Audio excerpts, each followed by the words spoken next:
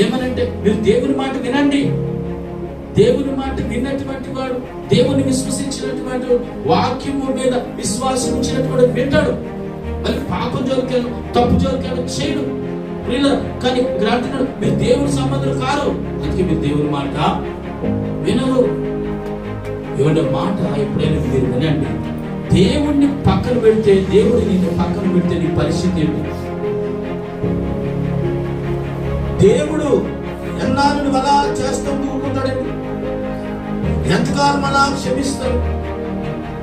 దేవుడి నీ హృదయంలో లేడా? దేవుడి నీ మనసులో లేడా?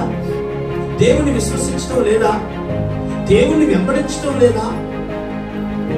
నిజంగా నువ్వు దేవుని వెంబడిస్తావు. ఈరోజు దేవునితో మాట్లాడుతున్నావు.